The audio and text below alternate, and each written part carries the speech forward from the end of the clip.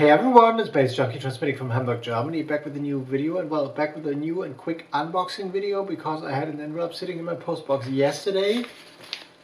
This little thing, which doesn't contain vinyl, but I guess it contains CDs actually, which came in from a New Jersey based label called Relative Pitch Records, with a nice interesting address field with all the customs information and all that on there. Well, this is a label I haven't heard of before. I checked on Discogs a little bit, just looked up the label and checked if it's on there, and if it's the same label I found, the Relative Pitch label I found on Discogs is like associated with free jazz, experimental jazz, improv scene, whatever, and they seemingly have found my website.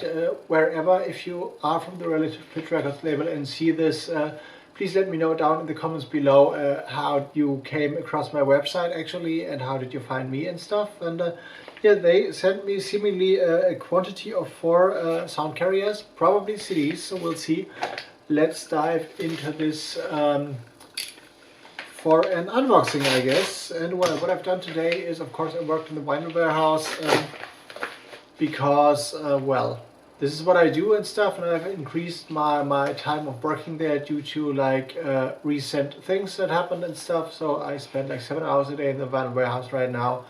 Then I reviewed an album which was sent to me as well from a label called Crocodile Tears Records, more like an indie pop thing from Germany. Reviews up on my website baze.djunkiii, which is also down in the description box. A nice album, a weird album, but also an example of how to ruin an album with like one song only. So if you want to check that out and like find out what it is all about, like check my website baze.djunkiii as well. So and read this review. And we got an array of albums, and there is a contact thing on there for consideration for review on your fine blogs. Thank you, K. Riley, probably K. Riley, at whatever email there is. And also there's an email info on this little note they put on there. No info sheets, I guess. So the envelope is empty. I will put this little note here next to my screen, I guess, and I will check those albums for pieces coming in. All of them are like protected in shrink wrap protective foils, so we'll have a look at those, but we have to remove those as well. And yeah, talking the vinyl warehouse and talking things to come on my label El Caballo Cemental, I will unveil what is coming there soon, if you haven't found out already, because you checked the pre-sales of distribution companies and record sales at record stores and websites and stuff. So the information is out there, but I haven't put anything up on BANDCAMP and on my website for a reason, because I want to see how things develop without any promo at all, and then we'll step in for more promo in like about 4 weeks on October 5th actually. But it seems like the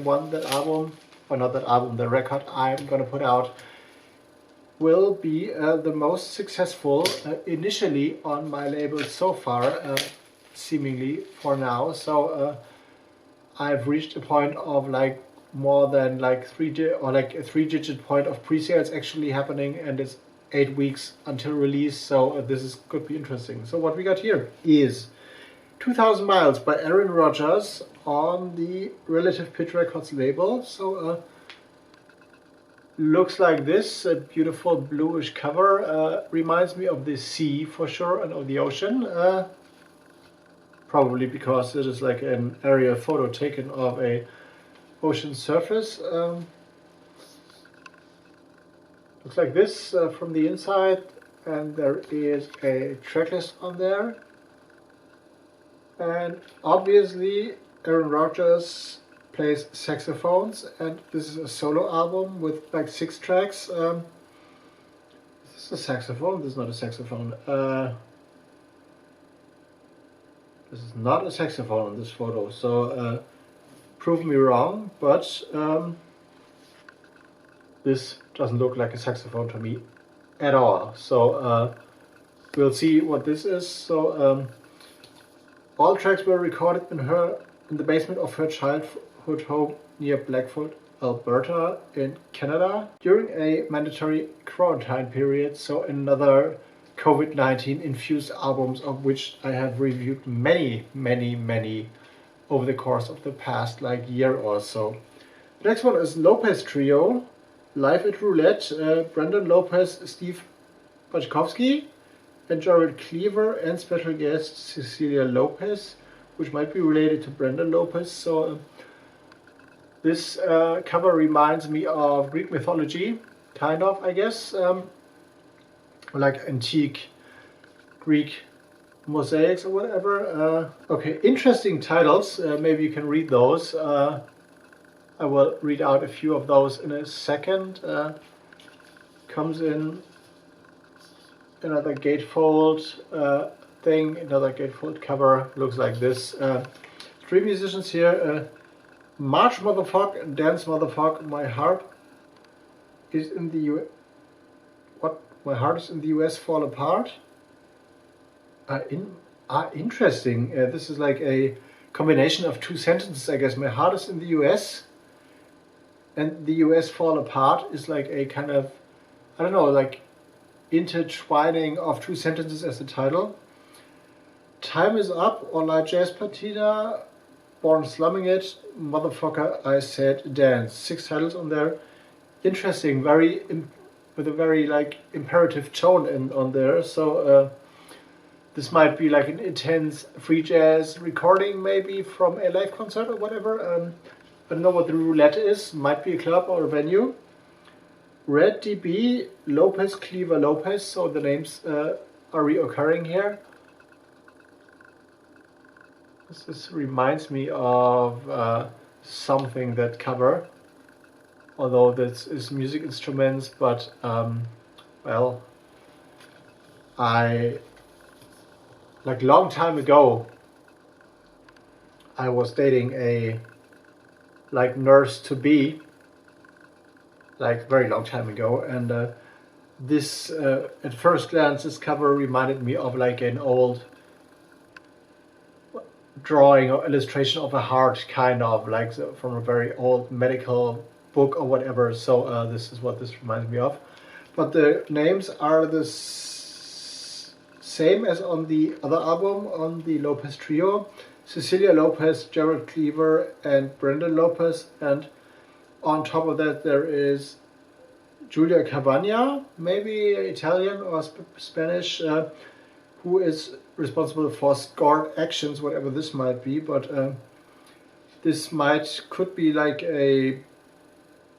from the instrumentations or composition, installation, and electronics, drums and double bass. This could be like more of an electronic improv thing, so like an interplay of jazz or jazz-based instruments and electronic composition. And the last one, we got Violeta Garcia and Chris Pitsiokos, a Greek name maybe. Warren Motiam, whatever, I'm not trying to pronounce that name of this album title, of this album, so I don't have any idea how to pronounce this. Recorded by Chris Pitsiokos in the outer basement in Brooklyn, New York, so NYC based obviously. 12 tracks on this album.